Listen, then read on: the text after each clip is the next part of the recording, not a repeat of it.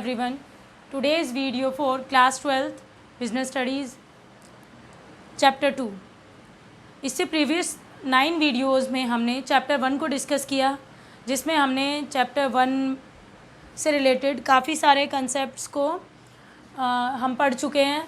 Meaning, features, objectives, importance and then functions, levels etcetera. आज हम chapter 2 discuss करेंगे business study का, principle of management.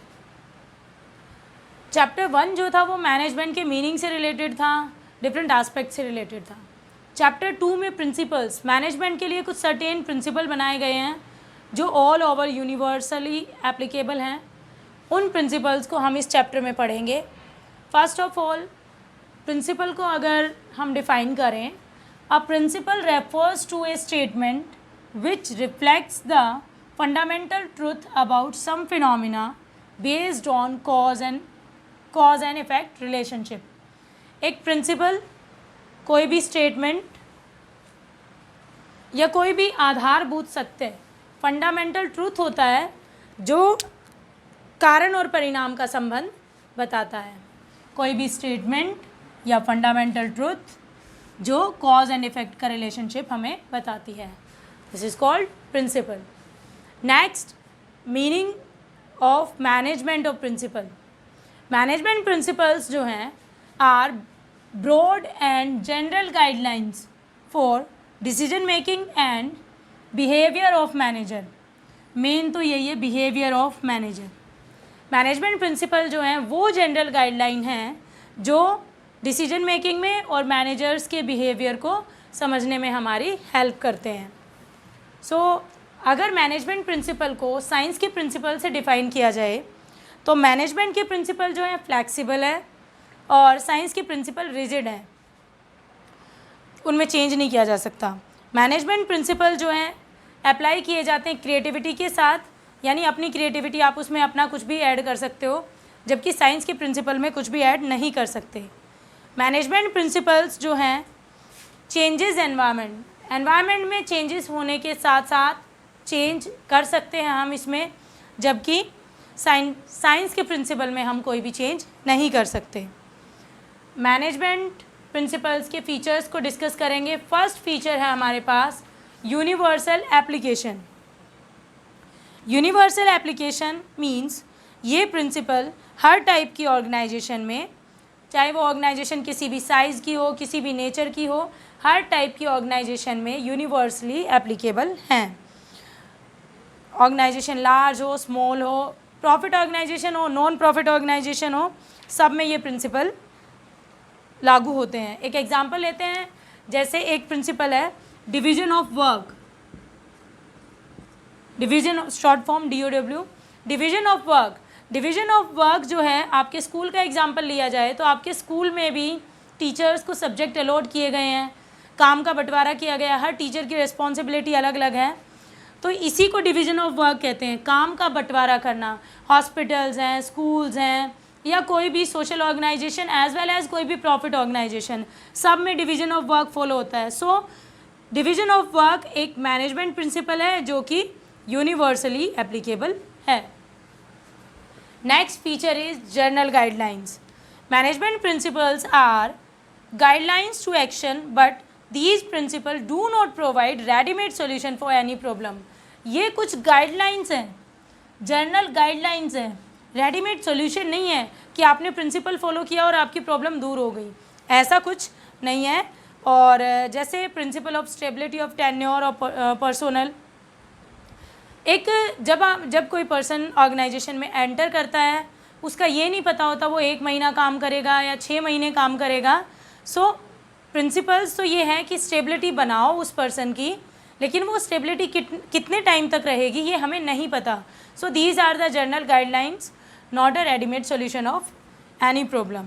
Next है formed by practice and experiments. Management principle जो develop किए गए हैं, डीप स्टडी के बाद डेवलप किए गए हैं. उस डीप स्टडी में रिसर्च वर्क किया गया है. They are not developed overnight. सिर्फ एक रात में ही बनकर तैयार नहीं हुए हैं मैनेजमेंट प्रिंसिपल. प्रॉपर ऑब्जर्वेशन और एक्सपेरिमेंट इसके लिए कंडक्ट किया गया है. Therefore they are evolutionary in nature. Evolution हुआ है, उनका उद्भव हुआ है टाइम टू टाइम। जैसे डिवीज़न ऑफ वर्क है, वो एक रात में तो फॉलो करके नहीं बना दिया होगा कि डिवीज़न ऑफ वर्क को प्रिंसिपल बना देते हैं। ये भी इसको ऑब्ज़र्व किया गया होगा, किसी भी ऑर्गेनाइजेशन में काम को बांटा गया होगा, काम बांटने के बाद हमें पता चला होगा कि स्मूथली हो जाएगा, स्पेसिफिकेशन आ जाएगा, हमारा एम्प्लॉय जो है एक्सपर्ट हो जाएगा। That's why formed by the practice and experimentation. इसके लिए काफ़ी सारी प्रैक्टिस की गई है, तब ये मैनेजमेंट प्रिंसिपल जो हैं जनरेट किए गए हैं। नेक्स्ट प्रिंसिपल है, नेक्स्ट फीचर है हमारे पास फ्लैक्सिबल। मैनेजमेंट प्रिंसिपल फ्लैक्सिबल है because can be applied differently under different conditions. अलग अलग कंडीशंस में अलग अलग तरह से अप्लाई किए जाते हैं, और एक ऑर्गेनाइजेशन में डिफरेंट सिचुएशंस आती रहती हैं, अप एंड डाउन्स आते रहते हैं। सो प्रिंसिपल्स को हम अपनी सिचुएशन के या कंडीशंस के अकॉर्डिंग फ्लैक्सिबल बना लेते हैं। These are not set of rigid statement. These can be modified by managers who are using them. Next है mainly behavioral. Management principles जो फॉर्म किए गए हैं वो एम्प्लॉयज़ के बिहेवियर को, मेनली एम्प्लॉयज़ से रिलेटेड है, एम्प्लॉयज़ के बिहेवियर को इफ़ेक्ट करते हैं, एम्प्लॉयज़ के बिहेवियर को देखते हुए बनाए गए हैं। सो these principles insist on improving relationship between superior subordinate and all the member of the organization. superior subordinate का जो रिलेशन होता है, superior subordinates, इनका जो रिलेशन होता है उस रिलेशन को मेंटेन करके रखते हैं ये, एंड अदर एम्प्लॉयज़ जो भी ऑर्गेनाइजेशन में हैं उन सबको भी एक उनकी रिलेशनशिप को इम्प्रूव करते हैं। They also establish relation between human and material resources. एक ऑर्गेनाइजेशन में जितने भी ह्यूमन रिसोर्सेज हैं और मटीरियल रिसोर्सेज हैं उनको जोड़ने का काम करते हैं, एक अच्छा रिलेशन बनाते हैं। और एक ऐसा प्रिंसिपल का अगर एग्जांपल लिया जाए तो वो है डिसिप्लिन। डिसिप्लिन जो प्रिंसिपल है वो human resources and material resources के बीच अच्छा रिलेशन बनाता है। एक और प्रिंसिपल का एग्जांपल लिया जाए तो एस्पिरिट डे कॉप्स, यानी unity, I replace with we, मैं को हम से रिप्लेस करना, ये भी एक ऐसा प्रिंसिपल है जो किसी भी ऑर्गेनाइजेशन में मेनली बिहेवियर से रिलेटेड है कि बिहेव को सुधारता है। नेक्स्ट है कॉज एंड इफेक्ट रिलेशनशिप, जो जबकि हमने प्रिंसिपल की डेफिनेशन में पढ़ा है कि प्रिंसिपल्स जो हैं वो बेस्ड होते हैं कॉज एंड इफेक्ट रिलेशनशिप पे। सो एक ऑर्गेनाइजेशन में भी प्रिंसिपल्स जो हैं कॉज एंड इफेक्ट रिलेशनशिप पे बेस्ड होते हैं। Means that principle tell us if a particular principle is applied in a situation what might be the effect. अगर कोई प्रिंसिपल अप्लाई करेंगे तो उसका क्या इफ़ेक्ट होगा, एंड अगर कोई प्रिंसिपल जो है एब्सोल्यूट रिजल्ट नहीं दे पाता तो उसे हम चेंज कर लेंगे अपने अकॉर्डिंग। नेक्स्ट है contingent. Management principles are contingent और dependent upon the situation. Contingent मतलब अनिश्चित हैं, अनिश्चित काल है इनका, ये सिचुएशन पे डिपेंड करते हैं कि किसी ऑर्गेनाइजेशन में क्या सिचुएशन है, जो भी सिचुएशन प्रिवेल कर रही है उसके अकॉर्डिंग हम प्रिंसिपल्स जो है अप्लाई करते हैं। Their application and effect depends upon the nature of organisation. So change principle has to be change with change in situation. जैसे टीम स्पिरिट है, किसी ऑर्गेनाइजेशन में बहुत इंपॉर्टेंट हो सकती है, जबकि दूसरी ऑर्गेनाइजेशन ली जाए वहाँ पर अगर इंडिविजुअल से काम कराया जाना है तो वहाँ पर टीम स्पिरिट की ज़रूरत ही नहीं है, क्योंकि सब ने अपना अपना काम अलग अलग तरीके से या अलग अलग अपने अपने कैबिन में या ऑफिस में करना है। नेक्स्ट आते हैं importance of principle of management. Importance, proper understanding of management principle हमारे लिए बहुत ज़रूरी है, जो कि मैनेजर्स को हेल्प करती है, मैनेजरियल एक्टिविटीज़ में गाइडलाइन प्रोवाइड करती हैं। प्रिंसिपल्स को प्रैक्टिस करके एक मैनेजर जो होगा वो बहुत सारी मिस्टेक्स को अवॉइड कर सकता है और ऑर्गेनाइजेशन में अपनी डीलिंग सबसे अच्छी रख सकता है। अगर सिग्निफिकेंस में फर्स्ट पॉइंट की बात की जाए, providing managers with useful insight into reality. Management principles जो हैं मैनेजर्स के लिए गाइडलाइन है, वो उनकी नॉलेज को इम्प्रूव करते हैं, उनकी एबिलिटी को इम्प्रूव करते हैं, मैनेजर्स की अंडरस्टैंडिंग को इम्प्रूव करते हैं। डिफरेंट मैनेजरियल सिचुएशंस में वो अपने आप को कैसे प्लेस कर सकते हैं, मैनेजर प्लेस करेगा, ये मैनेजर को बताते हैं। Next, optimum utilisation of resources. Principles जो हैं ऑप्टिमम साधनों का सदुपयोग हमें बताते हैं। The management principle insist on planned activities and systematic organisation. Optimum utilisation में सिस्टमेटिक ऑर्गेनाइजेशन हो जाएगी, मैन मटेरियल ऑर्गेनाइजेशन, सारी चीज़ें वेल अरेंज हो जाएंगी। प्रिंसिपल डिज़ाइन इस तरह किए जाएंगे कि मैक्सिमम बेनिफिट हो पाए, सो दैट प्रिंसिपल्स जो हैं वो रिसोर्सेज का ऑप्टिमम यूटिलाइजेशन हमें बताते हैं। वेस्टफुल, जैसे साइंटिफिक प्रिंसिपल्स जो हैं वो हमें सजेस्ट करते हैं कि वेस्टफुल एक्टिविटीज़ को हटा दिया जाना चाहिए, एलिमिनेट कर दिया जाना चाहिए, स्टैंडर्ड टाइम होना चाहिए किसी काम को कंप्लीट करने के लिए। नेक्स्ट है साइंटिफिक डिसीजंस।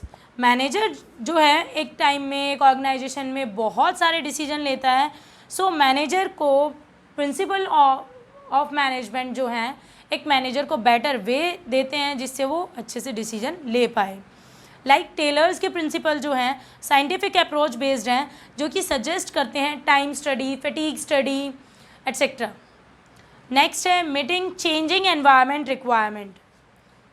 चेंजिंग एनवायरनमेंट जैसे ही चेंज होता है उसके हिसाब से एक ऑर्गेनाइजेशन में मैनेजर अपने प्रिंसिपल्स को भी चेंज कर लेता है जिससे स्मूथ फंक्शनिंग उस ऑर्गेनाइजेशन की हो सके। Fulfilling social responsibilities. Management principles जो हैं सोशल रिस्पॉन्सिबिलिटी को फुलफ़िल करते हैं। उससे पहले एक रह गया इफ़ेक्टिव एडमिनिस्ट्रेशन। इफ़ेक्टिव एडमिनिस्ट्रेशन कैसे होगा, क्योंकि हमारे पास प्रिंसिपल मैनेजमेंट प्रिंसिपल्स में unity of direction, unity of command, different types के प्रिंसिपल्स हैं जो कि हमारा एडमिनिस्ट्रेटिव इफ़ेक्टिव बनाते हैं। उसमें स्केलर चेन है, स्केलर चेन में एक हायरार्की बनाया गया है, top to lower, top position से लेकर के लोअर पोजीशन तक एक हायरार्की बना हुआ है जिससे इफ़ेक्टिव एडमिनिस्ट्रेशन हमारा हो जाता है। नेक्स्ट सोशल रिस्पॉन्सिबिलिटीज़ को फुलफ़िल करना। A business is a creation of society. मैं काफ़ी टाइम आप लोगों को बता चुकी हूँ कि एक बिज़नेस सोसाइटी में सोसाइटी के द्वारा बनाया जाता है और सोसाइटी के लोग ही उसमें काम करते हैं। तो it is a social responsibility of every business to fulfill the responsibility towards society. Management principles not only act as guideline or approach organizational objective, but these principles also guide the managers to perform responsibility. ये principles social responsibility के लिए भी manager को guide करते हैं. And last, management training, education and research. जो principles हैं वो टाइम टू टाइम एम्प्लॉयज़ की ट्रेनिंग, रिसर्च और एजुकेशन के लिए भी काम करते हैं। New ideas, imagination, research work जो हैं ये सब किए जाते हैं। Principle of management are the core of management theories. Management theories का जो मेन है, कोर है, वो प्रिंसिपल ऑफ मैनेजमेंट माने जाते हैं। ये किसी भी ऑर्गेनाइजेशन में मैनेजमेंट की ट्रेनिंग और एजुकेशन का बेस होते हैं। Professional courses such as BBA, MBA also teach these principles as a part of their curriculum. All the management institute take aptitude tests and these tests are based on management principles only. So management principle broad and general guidelines, features universally applicable, कुछ general guideline, practice पे based, cause and effect relationship etc. And here are the importance of principle of management. So in this video principal of management topic clear है। इससे आगे हम discuss करेंगे कि आगे Fayol and Taylor ने क्या क्या प्रिंसिपल्स हमें दिए थे। इससे रिलेटेड केस स्टडी जो होगी आपको ग्रुप में फॉरवर्ड कर दी जाएगी। Thank you.